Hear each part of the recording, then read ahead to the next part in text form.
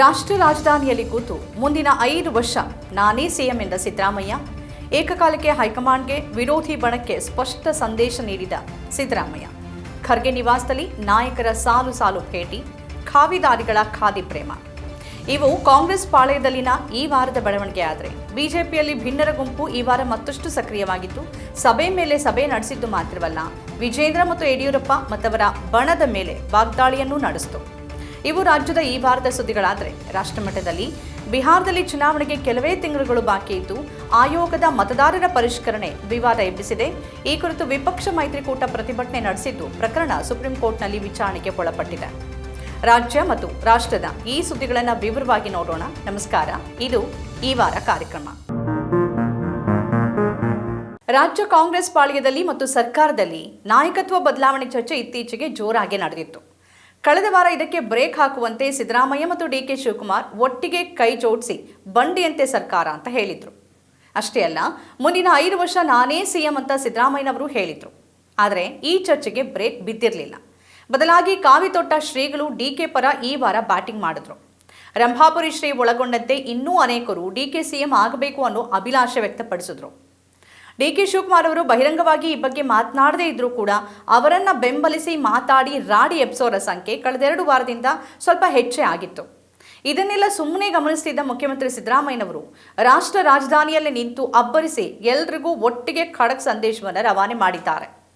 ಇಲ್ಲೇ ಅಂದರೆ ರಾಜ್ಯದಲ್ಲೇ ಹೇಳಬಹುದಾಗಿದ್ದ ವಿಷಯವನ್ನ ದೆಹಲಿಯಲ್ಲಿ, ಅದು ಕೂಡ ಇಂಗ್ಲಿಷ್ ಮಾಧ್ಯಮದ ಪತ್ರಕರ್ತರೊಬ್ಬರಿಗೆ ಸಂದರ್ಶನ ನೀಡಿ ತಲುಪಬೇಕಾದಂಥ ವಿಚಾರವನ್ನ ತಲುಪಬೇಕಾದ ಕಡೆ ಸಿದ್ದರಾಮಯ್ಯನವರು ತಲುಪಿಸೇ ಆಗಿದೆ. ನನ್ನನ್ನು ಕೆಣಕಬೇಡಿ ಅನ್ನುವ ಸಂದೇಶವೂ ಕೂಡ ಇದರಲ್ಲಿದೆ. ಮುಂದಿನ 5 ವರ್ಷ ನಾನೇ ಸಿಎಂ ಅಂದಿರೋ ಸಿದ್ದರಾಮಯ್ಯನವರು ರಾಜಕೀಯ ನಿವೃತ್ತಿಯ ಮಾತನ್ನ ಹಿಂದಾಡ್ತಿದ್ರು. ಆದರೆ ಅದನ್ನು ಈಗ ಬಿಟ್ಟು ಮುಂದಿನ 2028 ಚುನಾವಣೆಗೂ ತಮ್ಮದೇ ನಾಯಕತ್ವ ಅಂತ ಮಾತಾಡಿದ್ದಾರೆ. ಅಷ್ಟೇ ಅಲ್ಲ, ಡಿಕೆ ಶಿವಕುಮಾರ್ ಅವರಿಗೆ ಕೆಲವೇ ಶಾಸಕರ ಬೆಂಬಲ ಇದೆ ಅನ್ನುವ ಮಾತನ್ನು ಕೂಡ ಅವರು ಹೇಳಿದ್ದಾರೆ. ಇದೆಲ್ಲವನ್ನು ಅವರು ಅಳೆದು ತೂಗಿನೇ ಹೇಳಿದ್ದಾರೆ. ಈ ಮೂಲಕ ಡಿಕೆ ಶಿವಕುಮಾರ್ ಪರ ಬ್ಯಾಟ್ ಬೀಸಿ ಮಾತಾಡಿ ಹುದ್ದೆ ಬಿಡಿ ಅಂತ ಪರೋಕ್ಷವಾಗಿ ಹೇಳ್ತಿದ್ದವರಿಗೆ ಉತ್ತರ ಕೊಟ್ಟಿದ್ದಾರೆ. ಅಧಿಕಾರ ಹಂಚಿಕೆ ಮಾತುಕತೆ ಆಗೇ ಇಲ್ಲ ಅಂತಾನೂ ಸಿದ್ದರಾಮಯ್ಯನವರು ಹೇಳಿದ್ದಾರೆ. ಇದರ ಜೊತೆ ಹೈಕಮಾಂಡ್ ಏನು ಹೇಳುತ್ತೋ ಅದನ್ನು ನಾನು ಮಾಡ್ತೀನಿ, ಡಿಕೆ ಶಿವಕುಮಾರ್ ಅವರು ಕೂಡ ಮಾಡ್ತಾರೆ ಅಂತಾನೂ ಸೇರಿಸಿದ್ದಾರೆ. ಅಂದರೆ ಇಲ್ಲಿ ಹೈಕಮಾಂಡ್ ತೆಗೆದುಕೊಳ್ಳುವ ನಿರ್ಧಾರಕ್ಕೆ ತಾವು ಬದ್ಧ ಅನ್ನೋದನ್ನ ಸಿದ್ದರಾಮಯ್ಯನವರು ಸ್ಪಷ್ಟಪಡಿಸಿದ್ದಾರೆ. ರಾಜ್ಯಕ್ಕೆ ಬಂದು ಶಾಸಕರ ಜೊತೆ ಮೀಟಿಂಗ್ ಮಾಡಿ ಸರ್ಕಾರದಲ್ಲಿ ಅಸ್ಥಿರತೆ ಇದೆ ಅಂತ ಸುರ್ಜೇವಾಲಾ ಅವರ ಸಭೆನೇ ಹೇಳುವಂತಾಗಿತ್ತು. ಶಾಸಕರ ಅಸಮಾಧಾನ ಕೇಳುವ ನೆಪದಲ್ಲಿ ನಾಯಕತ್ವದ ಬಗ್ಗೆನೂ ಸುರ್ಜೇವಾಲಾ ಮಾತಾಡಿದ್ರು ಅಂತಾನೂ ಹೇಳಲಾಗಿತ್ತು. ಈ ನಡುವೆ ಸಿದ್ದರಾಮಯ್ಯ ಅವರನ್ನ ಅಹಿಂದ ಸಲಹಾ ಮಂಡಳಿ ಅಧ್ಯಕ್ಷರನ್ನಾಗಿ ಮಾಡಲಾಗಿತ್ತು. ಇದು ಸಿದ್ದರಾಮಯ್ಯ ಅವರಿಗೆ ಪರ್ಯಾಯ ಹುದ್ದೆ ಸೃಷ್ಟಿ ಎನ್ನುವ ಚರ್ಚೆಗೂ ಕೂಡ ಕಾರಣ ಆಗಿತ್ತು. ಈ ಎಲ್ಲ ಕಾರಣಕ್ಕೆ ಸಿದ್ದರಾಮಯ್ಯನವರು ಈ ಸಂದೇಶವನ್ನು ರವಾನೆ ಮಾಡಿರಬಹುದು. ಅಧಿಕಾರ ಹಂಚಿಕೆ ಮಾತುಕತೆ ನಡೆದಿದ್ರೂ ಕೂಡ ಅದು ಹೈಕಮಾಂಡ್ ಮಟ್ಟದಲ್ಲಿ, ಮತ್ತದಕ್ಕೆ ಇನ್ನೂ ಕೂಡ ಸಮಯ ಇದೆ. ಈ ವರ್ಷದ ಕೊನೆಗೆ ಆ ಚರ್ಚೆ. ಆದರೆ ಅದಕ್ಕಿಂತಾನೇ ಮುಂಚೆ ಈಗಲೇ ಹುದ್ದೆ ಬಿಡಿ ಅನ್ನೋ ಮಟ್ಟಕ್ಕೆ ಡಿಕೆ ಬೆಂಬಲಿಗರು ಮತ್ತು ಸ್ವಾಮೀಜಿಗಳು ಮಾತಾಡಿದ್ರೆ, ಮತ್ತದಕ್ಕೆ ಪೂರಕವಾಗಿ ನೆಪಗಳನ್ನು ಹುಡುಕೊಂಡು ಸುರ್ಜೇವಾಲಾ ಅವರು ಸಭೆ ಮಾಡಿದ್ರೆ ಅದು ಸಿದ್ದರಾಮಯ್ಯನವರಿಗೆ ಒಂದು ರೀತಿಯ ಮುಜುಗರದ ವಿಚಾರನೆ. ಯಾವುದೇ ಸರ್ಕಾರದ ಆಡಳಿತ ಮತ್ತು ನಾಯಕತ್ವದಲ್ಲಿ ಈ ರೀತಿಯ ಗೊಂದಲ ಮತ್ತು ಅಸ್ಥಿರತೆ ಇದ್ದರೆ ಅಧಿಕಾರಿ ವರ್ಗ ಸರಿಯಾಗಿ ಕೆಲಸ ಮಾಡೋದಿಲ್ಲ, ಆಡಳಿತ ಹಳಿ ತಪ್ಪತ್ತೆ. ಇದೆಲ್ಲದರ ಅನುಭವ ಚೆನ್ನಾಗಿಯೇ ಇರುವ ಸಿದ್ದರಾಮಯ್ಯನವರು ಎಲ್ಲದಕ್ಕೂ ದೆಹಲಿಯಲ್ಲೇ ಕೂತು ಬ್ರೇಕ್ ಹಾಕಿದ್ದಾರೆ. ಇತ್ತ ಬಿಹಾರ ಚುನಾವಣೆ ಮೇಲೆ ತಮ್ಮೆಲ್ಲ ಗಮನವನ್ನು ಕೇಂದ್ರೀಕರಿಸಿರುವಂಥ ರಾಹುಲ್ ಗಾಂಧಿ ಮತ್ತು ಹೈಕಮಾಂಡ್ ಸದ್ಯಕ್ಕೆ ಈ ಬದಲಾವಣೆಗೆ ಕೈ ಹಾಕಲಾರದು. ಇಲ್ಲಿ ಗಂಭೀರ ರಾಜಕೀಯ ಬದಲಾವಣೆಗಳಾದರೆ ಅದು ಬಿಹಾರ ಮತ್ತು ಮುಂಬರಲಿರುವ ಕೇರಳ ಚುನಾವಣೆಗಳ ಮೇಲೂ ಪರಿಣಾಮ ಬೀರಬಹುದು. ಈ ಎಚ್ಚರ ಹೈಕಮಾಂಡ್ಗಿದೆ. ಜೊತೆಗೆ ಸಂಘಟನಾ ಚತುರ ಡಿಕೆ ಶಿವಕುಮಾರ್ ಕೆಲಸ ಕೂಡ 2 ರಾಜ್ಯಗಳಲ್ಲಿ ಪಕ್ಷಕ್ಕೆ ಬೇಕಾಗತ್ತೆ, ಮುಖ್ಯ ಆಗತ್ತೆ. ಹಾಗಾಗಿ ಡಿಕೆ ಶಿವಕುಮಾರ್ ಮತ್ತು ಸಿದ್ದರಾಮಯ್ಯ ಒಟ್ಟಿಗಿದ್ರೇನೆ ಕಾಂಗ್ರೆಸ್ ಪಕ್ಷಕ್ಕೆ ಲಾಭ ಮತ್ತು ಒಳ್ಳೆಯದು. ಆದರೆ ಡಿಕೆ ಶಿವಕುಮಾರ್ಗೆ ಅಧಿಕಾರವನ್ನು ನಿರಾಕರಿಸುವ ಸ್ಥಿತಿಯಲ್ಲೂ ಕೂಡ ಹೈಕಮಾಂಡ್ ಇಲ್ಲ. ಪಕ್ಷಕ್ಕಾಗಿ ಅವರು ಮಾಡಿರುವ ಮತ್ತು ಮಾಡ್ತಿರುವ ಕೆಲಸ ಕಣ್ಣು ಮುಂದಿದೆ. ಹೀಗಾಗಿ ಹೈಕಮಾಂಡ್ ಒಂದು ರೀತಿಯಲ್ಲಿ ಅಡಕತ್ತಿರಿಯಲ್ಲಿ ಸಿಲುಕಾಕೊಂಡಿದೆ. ಒಂದು ವೇಳೆ ಏನಾದರೂ ಶಾಸಕಾಂಗ ಸಭೆ ನಡೆದು ವೋಟಿಂಗ್ ಆದರೆ ಅಲ್ಲಿ ಸಿದ್ದರಾಮಯ್ಯ ಅವರಿಗೆ ಹೆಚ್ಚಿನ ಬೆಂಬಲ ಸಿಗುವುದು ನಿಶ್ಚಿತ. ಅದು ಡಿಕೆ ಶಿವಕುಮಾರ್ ಅವ್ರಿಗೂ ಕೂಡ ಗೊತ್ತು. ಅದಕ್ಕೆ ಅವರು ಎಲ್ಲ ಭಾರವನ್ನು ಹೈಕಮಾಂಡ್ ಮೇಲೇನೆ ಹಾಕಿದ್ದಾರೆ. ಈ ಎಲ್ಲ ಬೆಳವಣಿಗೆ ನಡುವೆ ಬೆಂಗಳೂರಿನ ಖರ್ಗೆ ನಿವಾಸಕ್ಕೆ ಸಾಲು ಸಾಲು ಮಂತ್ರಿಗಳು ಭೇಟಿ ನೀಡಿ ಮಾತುಕತೆಯನ್ನು ಮಾಡಿದ್ರು. ಇದರಲ್ಲಿ ಸಿದ್ದರಾಮಯ್ಯ ಬೆಂಬಲಿಗ ಮಂತ್ರಿಗಳೇ ಹೆಚ್ಚಿದ್ದಿದ್ದು ವಿಶೇಷವಾಗಿತ್ತು. ಈಗ ಚೆಂಡು ಹೈಕಮಾಂಡ್ ಅಂಗಳದಲ್ಲಿದೆ. ಡಿಕೆ ಶಿವಕುಮಾರ್ ಮತ್ತು ಸಿದ್ದರಾಮಯ್ಯ ಇಬ್ಬರೂ ಎಲ್ಲವನ್ನ ಹೈಕಮಾಂಡ್ ತೀರ್ಮಾನಕ್ಕೆ ಬಿಟ್ಬಿಟ್ಟಿದ್ದಾರೆ. ಹೈಕಮಾಂಡ್ ಈ ಗೊಂದಲಕ್ಕೆ ತೆರೆ ಎಳಿಬೇಕಿದೆ. ಅಧಿಕಾರ ಹಂಚಿಕೆ ಸೂತ್ರ ಆಗಿದ್ರೆ ಅದನ್ನು ತಿಳಿಸಬೇಕು. ಇಲ್ಲದೇ ಇದ್ರೆ ಸಿದ್ದರಾಮಯ್ಯ ಅವರೇ ಮುಂದುವರಿಯಲಿದ್ದಾರೆ, ಯಾವ ಬದಲಾವಣೆಯೂ ಇಲ್ಲ ಅಂತನಾದರೂ ಸ್ಪಷ್ಟಪಡಿಸಬೇಕು. ಇಲ್ಲದೇ ಇದ್ರೆ ಈ ಗೊಂದಲ ಹಾಗೇ ಮುಂದುವರಿಯುತ್ತೆ. ಅದು ಸುಭದ್ರ ಆಡಳಿತ ನೀಡೋಕೆ ಸಾಧ್ಯವಾಗದ ಸ್ಥಿತಿಯನ್ನು ನಿರ್ಮಾಣ ಮಾಡುತ್ತೆ. 138 ಶಾಸಕರನ್ನ ಹೊಂದಿದ್ರೂ ಕೂಡ ಸ್ಥಿರವಾದ ಮತ್ತು ಸರಿಯಾದ ಆಡಳಿತ ನೀಡೋಕೆ ಕಾಂಗ್ರೆಸ್ಗೆ ಸಾಧ್ಯವಾಗ್ತಿಲ್ಲ. ಇದು ರಾಜ್ಯದ ಜನರ ದೌರ್ಭಾಗ್ಯನೇ ಸರಿ. ಈ ನಡುವೆ ಡಿ.ಕೆ. ಶಿವಕುಮಾರ್ ಅವರ ಮುಂದಿನ ನಡೆ ಏನು ಅನ್ನೋದು ಕೂಡ ಮುಖ್ಯ ಆಗುತ್ತೆ. ಪ್ರಯತ್ನ ಆಗದೇ ಇದ್ರೂ ಪ್ರಾರ್ಥನೆ ಫಲಿಸುತ್ತೆ ಅಂತ ಹೇಳಿದ್ದ ಡಿ.ಕೆ. ಶಿವಕುಮಾರ್ ಅವರ ಪ್ರಾರ್ಥನೆಯನ್ನ ಹೈಕಮಾಂಡ್ ಆಲಿಸುತ್ತಾ? ಪ್ರಿಯಾಂಕಾ ಗಾಂಧಿ ವಾದ್ರಾ ಅವರನ್ನ ಭೇಟಿಯಾಗಿರೋ ಡಿ.ಕೆ. ಮಹತ್ವದ ಚರ್ಚೆಗಳನ್ನು ನಡೆಸಿದ್ದಾರೆ. ಈಗಿರುವ ಸ್ಥಿತಿಯಲ್ಲಿ ತಮ್ಮ ಬೆಂಬಲಿಗರ ಬಾಯಿ ಮುಚ್ಚಿಸಿ ತಾಳ್ಮೆಯಿಂದ ಕಾಯೋದು ಡಿ.ಕೆ. ಶಿವಕುಮಾರ್ ಅವರ ಮುಂದಿರುವ ಉತ್ತಮ ಆಯ್ಕೆ.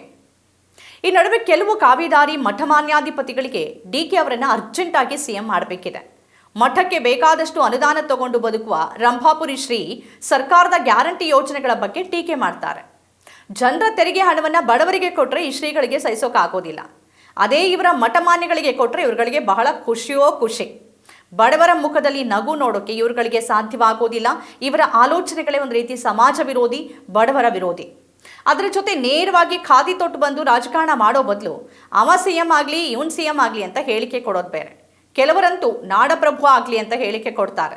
ಇಂತಹ ಶ್ರೀಗಳಿಗೆ ನಾವು ರಾಜಪ್ರಭುತ್ವವನ್ನು ಬಿಟ್ಟು ಪ್ರಜಾಪ್ರಭುತ್ವದಲ್ಲಿದ್ದೇವೆ, ಇಲ್ಲಿ ಪ್ರಜೆಗಳೇ ಪ್ರಭುಗಳು, ರಾಜಕಾರಣಿಗಳು ಅವರ ಸೇವಕರು ಅನ್ನುವ ಕನಿಷ್ಠ ಸಾಮಾನ್ಯ ಜ್ಞಾನ ಕೂಡ ಇಲ್ಲ. ಇಂಥವ್ರು ಅದೇನು ಧರ್ಮ ಪ್ರಚಾರ ಮಾಡ್ತಾರೋ ಅವ್ರ ಭಕ್ತರಿಗೆ ಗೊತ್ತಪ್ಪ. ಕಾಂಗ್ರೆಸ್ನೊಳಗೆ ಇಷ್ಟೆಲ್ಲ ಬೆಳವಣಿಗೆ ನಡೆದ್ರೆ ಇನ್ನು ಬಿಜೆಪಿ ಮನೆಯಲ್ಲಿ ಬಂಡಾಯ ಭಿನ್ನರ ಸಭೆ ಈ ವಾರ ಜೋರಾಗೆ ನಡೀತು. ಒಮ್ಮೆ ಜಾತ್ರೆ ನೆಪದಲ್ಲಿ ಗೋಕಾಕ್ನಲ್ಲಿ ಸಭೆ ಸೇರಿದ ಭಿನ್ನರ ದಂಡು ನಂತರ ದಾವಣಗೆರೆಯಲ್ಲಿ ಜಿಎಂ ಸಿದ್ದೇಶ್ವರ ಹುಟ್ಟುಹಬ್ಬದ ನೆಪದಲ್ಲಿ ಮತ್ತೆ ಸಭೆ ಸೇರಿ ಚರ್ಚೆಯನ್ನ ಮಾಡಿತು. ಭಿನ್ನರ ಬಣದ ಅರವಿಂದ ಲಿಂಬಾವಳಿ ನೇರವಾಗಿ ಯಡಿಯೂರಪ್ಪ ವಿರುದ್ಧವೇ ತಮ್ಮ ಅಸಮಾಧಾನವನ್ನು ಹೊರಹಾಕಿದ್ದಾರೆ. ಪಕ್ಷವನ್ನ ತೊರೆದು ಹೊರಗಡೆ ಹೋದವರು ಮತ್ತೆ ಯಾಕೆ ಬಂದ್ರು ಅಂತ ಸಿಟ್ಟನ್ನ ಹೊರಹಾಕಿದ್ದಾರೆ. ವಿಜೇಂದ್ರ ಅವರನ್ನ ಬಿಟ್ಟು ಯಾರೇ ಅಧ್ಯಕ್ಷರಾದ್ರೂ ತಮ್ಮ ಒಪ್ಪಿಗೆ ಇದೆ ಅನ್ನೋ ಮೂಲಕ ಕುಮಾರ್ ಬಂಗಾರಪ್ಪ ವಿಜೇಂದ್ರ ನಾಯಕತ್ವವನ್ನು ಒಪ್ಪೋಕೆ ಸಿದ್ರಿಲ್ಲ ಅನ್ನೋದನ್ನ ಮತ್ತೊಮ್ಮೆ ಹೇಳಿದ್ದಾರೆ. ಆದರೆ ಇವೆಲ್ಲವೂ ಕೂಡ ರಾಜ್ಯಾಧ್ಯಕ್ಷರ ನೇಮಕದಲ್ಲಿ ಹೈಕಮಾಂಡ್ ಪರಿಗಣನೆಗೆ ಬರಲಿದೆಯಾ ಅಥವಾ ಪಕ್ಷ ಮುನ್ನಡೆಸುವ ನಾಯಕತ್ವ ಮತ್ತದಕ್ಕೆ ಯಡಿಯೂರಪ್ಪ ಶಕ್ತಿ ಮಾತ್ರ ಮುಖ್ಯವಾಗಲಿದೆಯಾ ಅನ್ನೋದನ್ನ ಕಾದ್ ನೋಡಬೇಕು. ಬಿಜೆಪಿಯೊಳಗಿನ ಈ ಗೊಂದಲ ಪ್ರಬಲ ವಿಪಕ್ಷವಾಗಿ ಅದು ಕೆಲಸ ಮಾಡೋಕೆ ಮತ್ತು ಕಾಂಗ್ರೆಸ್ ಸರ್ಕಾರದ ಆಡಳಿತಾತ್ಮಕ ವಿಫಲತೆಯ ವಿರುದ್ಧ ಹೋರಾಡಕ್ಕೆ ದೊಡ್ಡ ತೊಡಕಾಗಿರೋದಂತೂ ನಿಜ. ಈ ರಾಜ್ಯಕ್ಕೆ ಸರಿಯಾದ ವಿಪಕ್ಷವೂ ಇಲ್ಲದೆ ಇರೋದು ರಾಜ್ಯದ ಜನರ ಮತ್ತೊಂದು ದೌರ್ಭಾಗ್ಯ. ರಾಷ್ಟ್ರಮಟ್ಟದ ವಿಷಯದ ಕಡೆ ನಾವು ಗಮನ ಕೊಡೋದಾದ್ರೆ ಬಿಹಾರ ಚುನಾವಣಾ ಕಣ ರಂಗೇರ್ತಾ ಇದೆ. ಈ ನಡುವೆ ಚುನಾವಣಾ ಆಯೋಗ ನಡೆಸುತ್ತಿರುವಂತಹ ಮತದಾರರ ಪಟ್ಟಿ ಪರಿಷ್ಕರಣೆ ವಿರುದ್ಧ ಇಂಡಿಯಾ ಮೈತ್ರಿಕೂಟ ಬಿಹಾರದಲ್ಲಿ ಈ ವಾರ ಬೀದಿಗಿಳಿದಿತ್ತು. ಬಿಹಾರದಲ್ಲಿ ಚುನಾವಣಾ ಆಯೋಗದ ವಿಶೇಷ ತೀವ್ರಗೊಳಿಸಿದ ಮತದಾರರ ಪಟ್ಟಿ ಪರಿಷ್ಕರಣೆ ಅಂದರೆ ಸಿರ್ ಅಂತ ಕರೆತಾರೆ. ಅದರ ವಿರುದ್ಧ ವಿಪಕ್ಷ ಒಕ್ಕೂಟ 9ನೇ ತಾರೀಕು ಬಿಹಾರ ಬಂದ್ ಅನ್ನ ಆಯೋಜನೆ ಮಾಡಿತ್ತು. ರಾಹುಲ್ ಗಾಂಧಿ ಅವರು, ತೇಜಸ್ವಿ ಯಾದವ್ ಹಾಗೆಯೇ ಇತರ ವಿರೋಧ ಪಕ್ಷದ ನಾಯಕರು ಈ ಪ್ರತಿಭಟನೆಯಲ್ಲಿ ಭಾಗಿಯಾಗಿದ್ದರು. ಈ ಪ್ರಕ್ರಿಯೆ ನವೆಂಬರ್ನಲ್ಲಿ ನಡೆಯಲಿರುವ ವಿಧಾನಸಭೆ ಚುನಾವಣೆಗೆ ಮುಂಚಿತವಾಗಿ ಬಡವರ ಮತ್ತು ಅಲ್ಪಸಂಖ್ಯಾತರನ್ನ ಮತದಾನದಿಂದ ವಂಚಿಸುವಂತ ತಂತ್ರ ಆಗಿದೆ ಅಂತ ವಿಪಕ್ಷಗಳು ಆರೋಪ ಮಾಡಿದ್ದಾವೆ. ಈ ಪರಿಷ್ಕರಣೆಯ ದಾಖಲೆಗಳಿಗೆ ಆಧಾರ್, ಮತದಾರರ ಗುರುತಿನ ಚೀಟಿ ಮತ್ತು ರೇಷನ್ ಕಾರ್ಡ್ಗಳನ್ನು ಒಳಗೊಂಡಿಲ್ಲ ಅನ್ನೋದು ಪ್ರಮುಖ ಆಕ್ಷೇಪ ಆಗಿದೆ. ಇದರಿಂದ ಗ್ರಾಮೀಣ ಮತದಾರರಿಗೆ ತೊಂದರೆ ಆಗಲಿದೆ ಅನ್ನೋದು ಕೂಡ ವಿಪಕ್ಷದ ಪ್ರಮುಖ ಆರೋಪ. ಚುನಾವಣಾ ಆಯೋಗದ ಈ ನಿರ್ಧಾರ ಮತಗಳನ್ನು ಕದಿಯುವ ಉದ್ದೇಶದ್ದಾಗಿದೆ ಅಂತ ವಿಪಕ್ಷಗಳ ನಾಯಕರು, ಮುಖ್ಯವಾಗಿ ರಾಹುಲ್ ಗಾಂಧಿ ಅವರು ವಾಗ್ದಾಳಿಯನ್ನು ನಡೆಸಿದ್ದಾರೆ.